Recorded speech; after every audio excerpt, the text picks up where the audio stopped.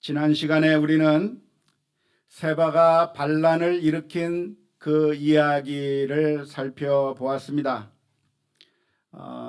다윗의 생애 가운데 참 칼이 끊이지 않고 고통이 끊이지 않고 계속해서 위기가 계속해서 다윗의 삶 가운데 있었는데, 이 세바의 반란은 다윗에게 아주 큰 위협이 되는 엄청난 반란이고 쿠데타였습니다. 그래서 그 세바의 반란을 진압하기 위해서 다윗이 맨 처음 보낸 사람이 있는데 누구를 보냈죠? 혹시 기억나십니까? 아마사를 보냈습니다. 기억이 안 나는 겁니까? 대답하기가 귀찮은 겁니까? 웃기만 하십니까? 예, 아마사를 보냈습니다. 아마사를 보내서 그 세바의 반란을 진압하도록 했는데 소식이 없으니까 다윗은 이제는 요압과 아비새를 보내게 되었습니다. 그런데 놀랍게도 요압 장군은 세바의 반란을 진압한 것이 아니라 같은 편이라고 할 수 있는 아마사를 죽이는 그런 충격적인 이야기를 지난 시간에 우리가 살펴보았습니다. 같이 힘을 합해서 쿠데타 세력을 진멸하는 일에 함께 동참해야 되고 같이 힘을 합해서 이 위기를 타개해 나가야 되는 것인데, 오히려 내부에서 서로 싸우면서 같은 편이라고 할 수 있는 그 아마사를 죽인 것은 정말 비극적인 일이라고 할 수가 있겠습니다. 만일 어떤 한 공동체에, 어떤 단체에 내부에서부터 투쟁이 일어나고 서로가 내부적으로 싸움이 일어나게 된다고 한다면, 하나가 되지 못하고 서로 물고 먹으면 결과가 어떻게 될까요? 망하게 되어 있습니다. 외부의 침입에 의해서 우리가 망하는 것이 아니라 외부의 침입에 의해서 무너지기 전에 항상 무너진 공동체는 어디서부터 넘어졌는가? 안에서부터 썩어 문드러지고 안에서부터 서로 자기들끼리 싸우다가 먼저 무너지게 되어 있는 것이 역사의 법칙이라고 하면 법칙이라고 할 수 있을 겁니다. 그런데 지금 세바의 반란이 일어났을 때 그 세바의 반란을 진압하러 가야 되는 바로 그 다윗의 장수들끼리 서로 죽이고 그렇게 싸우는 그런 내분이 일어났다고 하는 것, 이것은 좋은 사인이 아니라 아주 불길한 일이고 아주 비극적인 일이라고 말할 수가 있겠습니다. 사울이 망한 이유가 무엇입니까? 지금까지 우리가 사무엘서를 살펴보면서 사울이 왜 멸망했는가 여러 가지 영적인 이유도 진단해 볼 수가 있겠고 여러 가지 측면에서 진단해 볼 수 있겠지만 그 가운데 한 원인이 무엇이냐면 사울은 사람들을 내 편으로 함께 동지가 되어서 같이 힘을 합친 것이 아니라 적으로 만들어 버렸기 때문에 진 겁니다. 다윗을 나의 편으로 만들어서 함께 동지가 되고 함께 같은 나라를 만들어 갈 수 있다고 한다면 얼마나 좋았겠습니까? 하지만 사울은 다윗을 적으로 생각했고 적을 죽이려고 하는 그런 일만 몰두하다가 결국 사울 왕은 죽임을 당할 수밖에 없었다고 하는 사실을 우리가 사무엘서에서 살펴볼 수가 있었는데, 그렇게 사울이 멸망한 것과 같은 바로 그러한 비슷한 현상이 다윗의 진영 안에서 일어났다고 하는 것이 정말 안타까운 일이고 너무나도 슬픈 일이라고 말할 수가 있을 겁니다. 만일 다윗의 왕조의 신하들 사이에서 이렇게 내분이 계속 일어나고 서로가 서로를 죽이는 일들이 계속해서 일어난다고 하면 다윗도 곧 멸망할 수밖에 없었을 그런 아주 위험한 일을 요압이 했다고 할 수가 있겠습니다. 그런데 오늘 본문의 말씀을 보면 그렇게 해서 다윗의 진영이 패한 것이 아니라 놀랍게도 다윗의 진영이 승리하게 되었다고 하는 이야기가 오늘 본문의 말씀 가운데 기록되어 있습니다. 세바라고 하는 사람이 벤 마아가 아벨이라고 하는 지역으로 들어가게 되었을 때 요압은 그 성을 에워싸고 그 성을 무너뜨리기 위해서 공격하려고 했습니다. 그때 그 지역에 있던 어떤 한 지혜로운 여인이 나타나서 요압과 단판을 벌였습니다. 협상을 이끌어냈습니다. 그래서 이 세바만 넘겨준다고 한다면 성을 멸하지 않겠다고 하는 그런 약속을 받아냈고, 결국 이 여인이 그 마을에 있는 사람들을 다 설득해서 그래서 세바의 머리를 치고, 그리고 결국 이 요압이 세바의 반란을 진압하게 되었다고 하는 그 이야기가 오늘 본문에 기록되어 있습니다. 이 앞에는 좀 히터를 좀 꺼주세요.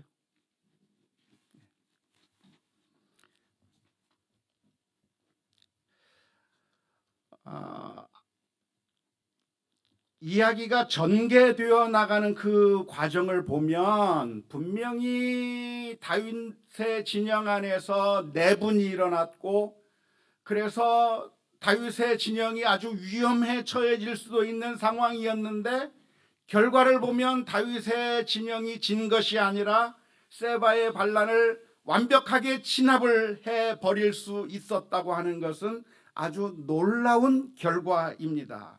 어떻게 다윗은 이런 전쟁에서 승리할 수 있게 되었을까요?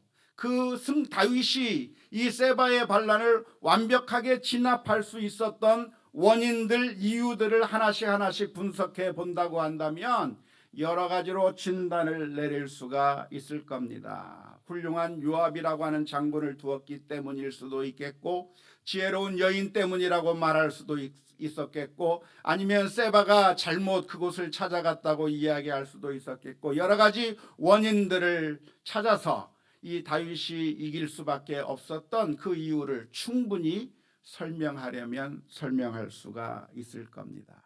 하지만 우리가 이 시간에 한번 주목해 보고 싶은 말씀이 하나 있습니다. 그것이 무엇이냐면 사무엘하 7장 14절에서부터 16절까지의 말씀입니다.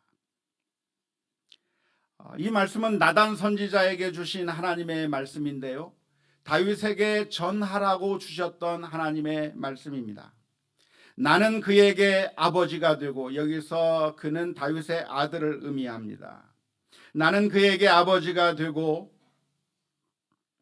그는 내게 아들이 되리니, 그가 만일 죄를 범하면 내가 사람의 매와 인생의 채찍으로 징계하려니와, 내가 내 앞에서 물러나게 한 사울에게서 내 은총을 빼앗은 것처럼 그에게서 빼앗지는 아니하리라. 내 집과 내 나라가 내 앞에서 영원히 보존되고 내 왕위가 영원히 견고하리라 하셨다 하라. 이게 누가 누구에게 주시는 말씀이라고요? 하나님께서 나단 선지자에게 주셔서 그래서 다윗에게 들려주라고 했던 말씀이 바로 이 말씀입니다. 다윗이 마음속의 소원이 무엇이었냐면 하나님의 성전을 짓고자 하는 소원이 다윗의 마음 가운데 있었습니다. 그래서 그 성전을 짓겠다고 하는 이야기를 나단 선지자에게 이야기했을 때 나단 선지자는 너무나도 기뻐했고 그렇게 하라고 이야기했지만, 하나님께서는 그날 밤 나단 선지자에게 말씀하시기를 다윗은 성전을 짓지 못할 것이다 말씀하시면서 해주셨던 말씀 가운데 하나가 이 말씀입니다. 그 말씀의 내용이 무엇이냐면 다윗의 아들이 성전을 건축하게 할 것인데, 하나님께서는 그 다윗의 아들의 왕위를 영원히 견고하게 보존해 주시겠다고 약속을 그때 하셨어요. 이게 무슨 말입니까? 다윗의 왕조뿐만 아니라, 다윗의 왕권뿐만 아니라 그 아들의 왕권, 그 아들의 왕권 해서 그 다윗의 왕조가 영원히 계속될 거라고 하는 그 약속을 하나님께서 다윗에게 해 주셨다고 하는 말씀입니다. 그래서 결국 이 예언의 말씀이 솔로몬에게 와서 완전히 성취되기도 하고, 또 이 예언의 말씀이 바로 예수님에게 성취되기도 하는 것인데, 그 속에 있는 내용을 우리가 들여다보게 된다면 결국 하나님께서는 다윗을 왕으로 세우시고 그 다윗의 왕권이 영원히 손상되지 않고 계속되게 만들어 주겠다고 하는 그 약속을 하나님께서 해 주셨다고 하는 사실입니다. 그러니까 지금 다윗이 범죄함으로 말미암아 여러 가지 쿠데타들이 자꾸만 일어나고 힘들고 어려운 일들이 다윗의 생애 가운데 생기고는 있지만, 그러나 그러한 일들이 있다고 해서 다윗이 완전히 멸망해 버리는 것이 아니라, 하나님께서는 다윗에게 약속하시기를 뭐라고 약속해 주시냐면, 그럼에도 불구하고 내가 너를 사랑하겠고 내 왕위를 영원히 물러나지 아니하도록 계속 보호해 주겠다고 하는, 하나님께서 그 약속을 해 주셨다고 하는 것입니다. 다윗의 범죄만 생각한다고 하면 다윗은 완전히 멸망을 받아야 할 사람입니다. 간음을 저질렀을 뿐만 아니라 그 남편을 최전방에 보내어서 교살한 죄까지, 정말 하나님께서 보시기에 너무나도 사악한 죄를 저지른 사람이 다윗이었기 때문에 하나님께서 그 다윗을 심판하셔야 한다고 한다면 심판해도 아무런 항변도 할 수 없는 그런 상황일 것입니다. 그런데 놀랍게도 하나님께서는 다윗에게 은혜를 베풀어 주셨고 그 왕위를 영원히 계속하게 할 것이라고 하는 그 약속을 해 주셨기 때문에 다윗을 쫓아내신 것이 아니라 다윗을 보존하시고 결국 이 전쟁 가운데서도 승리하게 만들어 주셨다고 하는 사실을 우리가 볼 수 있기를 주님의 이름으로 축원합니다. 우리들에게 소망이 있다고 하면 무엇이 소망일까요? 다윗에게 소망도 역시 하나님의 은혜와 사랑이 있었기 때문에 다윗에게 소망이 있었던 것처럼 오늘 저와 여러분들에게도 소망이 있다고 한다면 하나님의 은혜만이 우리에게 소망이라고 하는 사실을 기억하면서 우리가 하나님 앞에 하나님의 은혜를 주시옵소서, 매일 매 순간 저희들에게 하나님의 사랑을 베풀어 주옵소서 기도하며 나가는 우리 모두가 다 될 수 있기를 주님의 이름으로 축원합니다.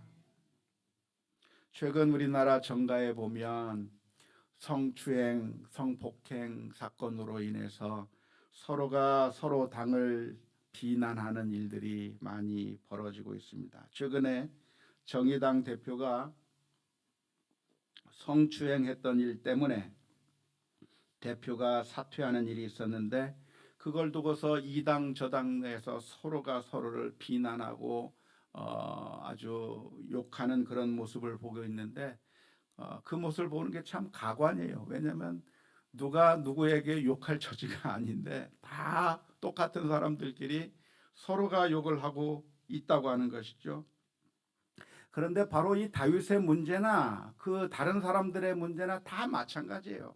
우리도 다윗과 똑같이 범죄할 수 있고 우리도 똑같이 넘어질 수 있고, 우리가 기회가 생긴다고 한다면 우리들에게 그러한 악한 일을 행할 수 있는 그런 상황이 생기게 된다고 하면 우리도 넘어질 수 있는 그런 상황이고, 그래서 우리도 완전히 넘어질 수밖에 없는 것인데, 그래서 우리에게 소망이 무엇이냐면 내가 완벽하게 깨끗하게 잘 살아서 그래서 내가 떳떳하게 살 수 있는 그것이 우리들에게 소망이 아니라, 우리가 바람 한 번만 불면 우리가 잘못하면 금방 넘어질 수밖에 없는 그런 연약한 사람들인데, 우리에게 소망은 우리 자신에게 있는 것이 아니라 하나님께서 그 악한 다윗도 불쌍히 여기셔서 그를 영원히 견고하게 하리라고 하셨던 그 약속 때문에 그 다윗의 왕조를 보호해 주셨던 것처럼, 하나님께서 우리를 사랑하셨다고 하는 그 사실 하나 때문에 우리를 다시 한번 회복시켜 주시고 다시 한번 일으켜 세워 주시는 것밖에는 우리에게 소망이 없는 것임을 알아서 우리가 날마다 하나님의 은혜를 간구하며 사는 우리 모두가 다 될 수 있기를 주님의 이름으로 축원합니다. 요압이 성을 공격할 때 어떤 지혜로운 여인이 나타남으로 말미암아서 문제를 쉽게 해결할 수가 있었습니다. 이때 요압에게 나타났던 여인의 이름이 누구죠? 모릅니다. 왜 모릅니까? 성경에 기록이 안 되어 있습니다. 그냥 뭐라고 표현이 되어 있냐면 이름이 알려지지 않은 어떤 지혜로운 여인이 나타나서 요압의 앞길을 막았던 겁니다. 지금 요압은 성을 공격해서 그래서 완전히 성을 무너뜨리려고 하고 있는 그 상황 가운데서 이 지혜로운 여인이 나타나서 그래서 요압을 설득하게 되었고 그래서 결국 그 설득함으로 말미암아 성을 멸망시킨 것이 아니라 그 세바의 머리만 베어다가 그래서 요압에게 건네주고 그 성이 무사하게 되었다고 하는 이야기가 기록되어 있습니다. 어떻게 문제를 해결했습니까? 이 여인은 이 위기의 순간에 요압과 맞닥뜨려서 대화로서 문제를 해결해 나가기 시작했습니다. 요압의 목적이 무엇이죠? 요압의 목적은 세바의 반란을 진압하는 겁니다. 세바를 잡아가기만 하면 되는 겁니다. 그런데 그 목적을 이루기 위해서 요압이 하려고 했던 것이 무엇입니까? 지금 세바가 숨어 들어간 그 성 전체를 완전히 무너뜨리려고 하는 작전을 쓰고 있는 거예요. 지금 요압은 이 세바 한 사람만 잡으면 되는데 그 세바 한 사람을 잡기 위해서 선택한 작전이 무엇이냐면 성 전체를 둘러서 가지고 그 성을 완전히 무너뜨려서 그래서 그 세바를 잡겠다고 하는 작전을 세우고 있는 겁니다. 만일 이 요압의 작전이 성공한다면 세바를 잡을 수 있을까요? 없을까요? 잡을 수 있을 겁니다. 성을 무너뜨린다고 한다면 세바를 완전히 죽일 수가 있을 겁니다. 그런데 세바만 잡는 것이 아니라 어떤 결과까지 나타나게 되어 있습니까? 세바가 아닌 다른 주민들까지 함께 몰락당하게 되는, 함께 죽임을 당하게 되는, 아무 죄 없는 사람들의 희생까지도 따를 수 있는 그런 방법을 지금 요압이 사용하고 있는 겁니다. 그래서 그때 이 여인이 나타나서 성 사람들은 하나도 다치지 않고 세바라고 하는 목적, 당신의 목적이 세바니까 당신의 목적인 이 세바만 당신에게 넘겨준다고 한다면 그냥 가십시오. 그렇게 대화를 통해서 그 문제를 해결함으로 말미암아 결국 전쟁에서 승리하기도 하고 또 이 성도 무너뜨리지 않고 그 성 안에 있는 모든 사람들의 목숨도 하나도 다치지 않고 모든 사람들이 다 원만하게 이 문제가 해결될 수 있었던 것이 이 여인의 지혜라고 할 수가 있을 겁니다. 안타깝게도 우리들은 문제가 있으면 그 문제를 해결하기 위해서 그 문제 해결의 방법을 동원하는데요. 그런데 그 방법이라고 하는 것이 종종 요압이 썼던 방법처럼 엉뚱한 방법일 경우가 많습니다. 한번 생각해 보세요. 지금 우리가 살아가면서 크고 작은 여러 가지 문제들을 만나면서 삽니다. 교회에서도 마찬가지고 직장에서도 마찬가지고 그리고 가정에서도 마찬가지고 우리는 늘 문제들을 직면하면서 살아갑니다. 그런데 그 직면한 문제를 해결하기 위한 이 문제를 해결하기 위해서 어떻게 하면 이 문제를 해결할까를 우리가 고민하는데 어떤 방식으로 해결하냐면 성을 무너뜨리는 방법을 사용하는 거예요. 성을 무너뜨리는. 지금 세바를 잡아야 되는데 우리가 채택하는 방법이 무엇이냐면 세바가 숨어있는 그 성 전체를 무너뜨려서 세바도 잡지만 그 성 안에 있는 수많은 사람들이 죽어나가든 말든 세바 한 사람을 잡기 위해서라고 한다면 그 성을 무너뜨려야 한다고 하는 것이 보통 우리가 쓰는 그런 잘못된 방법이 많다고 하는 것입니다. 예를 들자면 코로나 문제도 역시 마찬가지입니다. 지금 코로나 상황이 1년이 넘게 진행이 되고 있는데 이 코로나라고 하는 전염병이라고 하는 것은 정말 위험한 겁니다. 누구든지 걸릴 수 있는 겁니다. 어떤 상황에서든지 어떤 형편에 있든지 우리가 그 확진자와 같은 공간 안에 있었다고 한다면 같이 밥을 먹든 같이 대화를 하든 아무튼 같이 스치기를 하든 누구든지 걸릴 수 있는 것이 코로나라고 하는 위험한 전염병입니다. 그래서 이 문제를 해결하는 방법이 무엇이겠습니까? 사람들은 이 문제를 해결하기 위해서 성을 무너뜨려야 한다고 대답을 합니다. 성을 무너뜨리면 세바를 죽일 수가 있는 겁니다. 그러니까 성을 무너뜨려 놓고 세바를 잡았으니까 잘했다고 생각하는 겁니다. 그런데 그 성을 무너뜨리면 어떤 결과가 나타나냐면 아무 잘못이 없는 성 안에 무죄한 백성들이 함께 죽는 거예요. 함께 희생을 당하는 거예요. 그런데 그 희생당하는 사람들에 대해서는 전혀 생각하지 않고 세바를 잡았기 때문에 우리는 정당했다고 이야기를 하게 되는 겁니다. 부작용이 너무나도 큰 것이고 그 부작용이 엄청나게 무서운 것임에도 불구하고 내가 이루고자 하는 그 목적이 너무나도 커 보이면 그런 부작용에 대해서는 전혀 신경을 안 쓰는 것이 우리들의 생각인 것이죠. 코로나 상황이 지금 1년이 넘었는데요. 앞으로 얼마나 더 오래 지속될지는 그 누구도 모릅니다. 백신이 나오면 금년으로 상황 끝일까요? 작년에 우리가 그렇게 생각했습니다. 겨울만 지나면 이제 봄이 되고 여름이 오면 코로나 상황 끝나겠지라고 생각을 했지만 아니요, 우리들의 예상과는 달리 더 많이 퍼졌습니다. 이제 숫자가 어느 정도 줄면 이제 잡았겠거니 생각했는데 아니요, 또 어디선가 골마 터져가지고 또 확장돼 버렸습니다. 백신이 나타나면 코로나가 완전히 잡힐 수 있을까? 잡힐 수도 있겠지만 변이 바이러스에 대한 이야기들은 결코 우리로 하여금 소망을 갖게 만드는 것이 아닙니다. 그러면 코로나를 잡기 위해서는 어떻게 할 것인가? 우리들은 성을 무너뜨리면 잡을 수 있다고 생각합니다. 안 모이면 되는 거죠. 예배도 안 드리면 되는 것이고,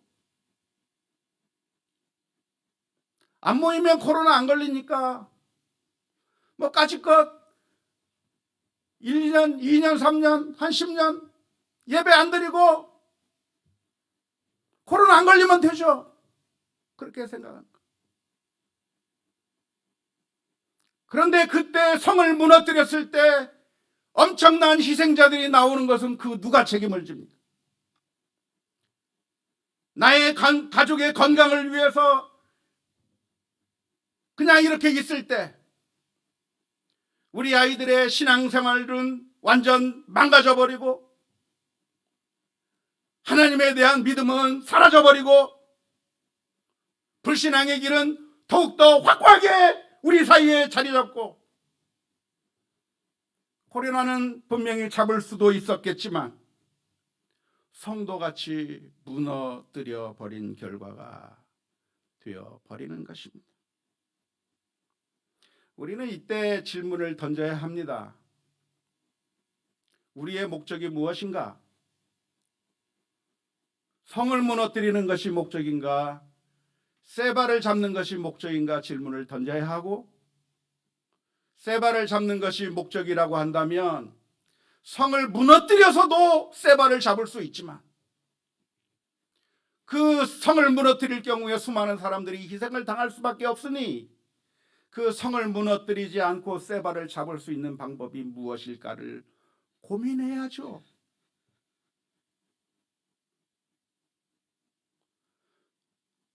그냥 안 모이기만 하면 되는 것이 아니라 코로나를 걸리지 않기 위해서 조심해야 되겠지만 조심하는 그 방법을 가지면서도 우리가 어떻게 하면 하나님에 대한 예배를 드릴 것이며 어떻게 믿음을 계속 간직해 나갈 것이고 우리 자녀들이 세속적인 생활로 빠져가고 있는 그 아이들에게 어떻게 하면 정말 믿음을 심어줄 수 있는가를 고민해야죠. 고민.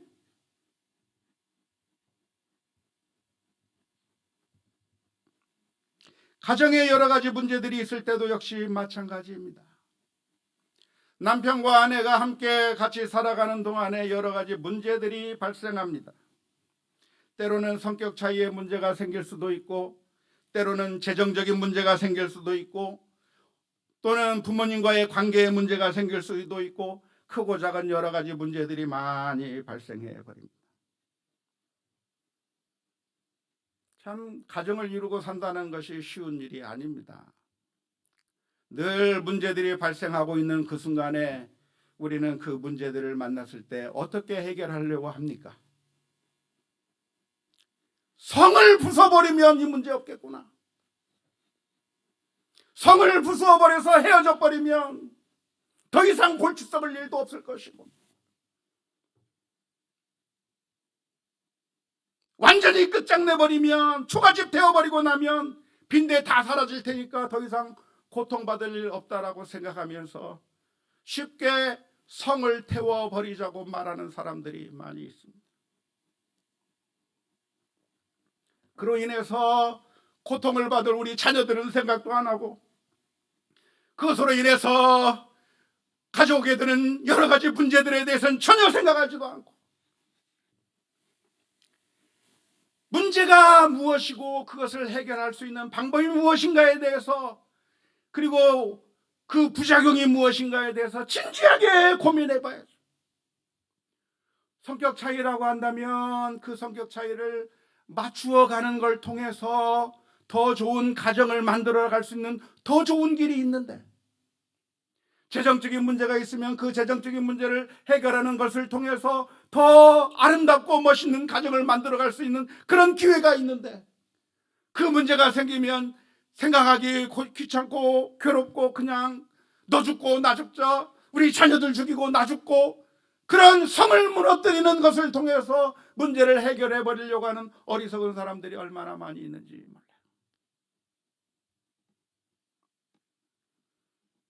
교회에서도 문제들이 생겨납니다.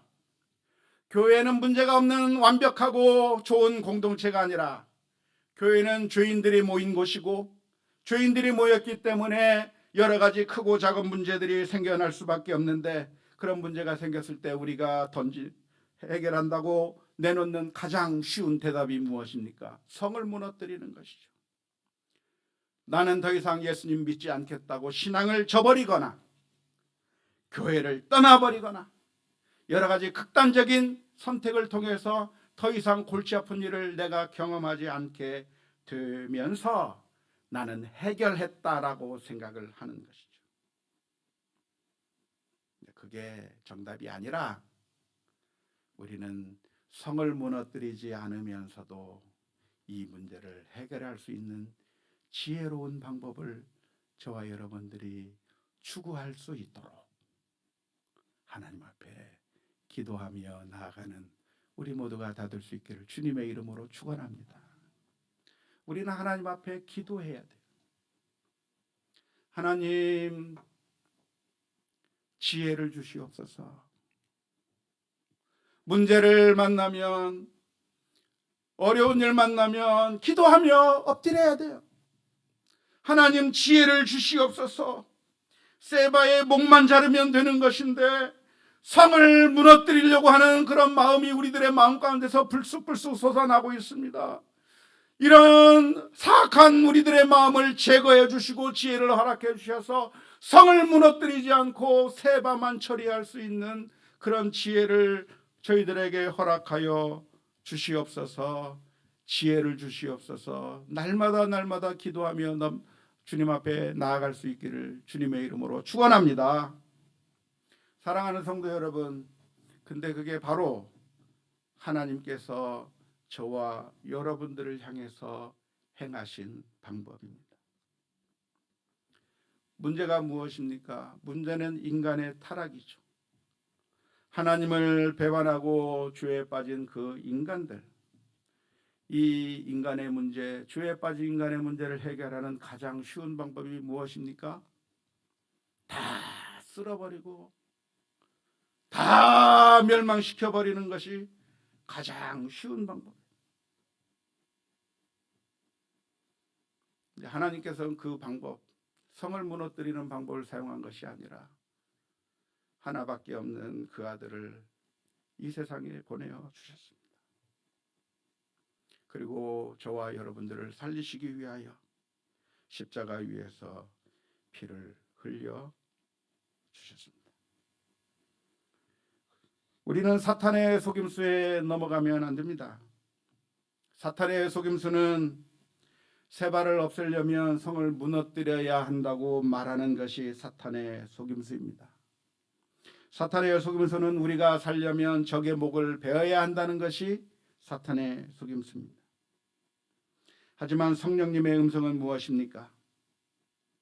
적을 만들 것이 아니라 동지를 만들어야 된다고 하는 음성이고, 성을 없앨 것이 아니라 성을 살리는 선택을 하라는 것이 성령님의 음성인 줄로 믿습니다. 그래서 우리는 늘 기본적으로 사탄이 우리들을 향해서 속삭이는 그 유혹에 넘어가기가 너무나도 쉽기 때문에 매 순간순간마다 하나님 지혜를 허락하여 주옵소서. 특별히 분노가 내 마음 가운데 가득 찰 때, 분노에 차서, 분노라고 하는 것은 내 마음의 열쇠를 사탄에게 넘겨준 것이나 마찬가지인데, 그래서 사탄이 내 마음을 장악해서 우리의 마음을 움직이는 대로 그 사탄의 요구대로 끌려가면서 성을 완전히 박살내버리고 완전히 모든 것을 그르쳐버리는 그런 선택으로 하는 것이 아니라 그 순간에 우리들의 분노를 가라앉힐 수 있게 해주시고 성령님의 음성을 듣게 해주시고, 그래서 우리 가정이나 우리 직장이나 우리 교회나 정말 하나님께서 원하시는 그런 좋은 결과를 만들어 주옵소서. 회복의 은혜가 있게 하여 주옵소서. 기도하며 나아가는 우리 모두가 다 될 수 있기를 주님의 이름으로 축원합니다. 기도하시겠습니다.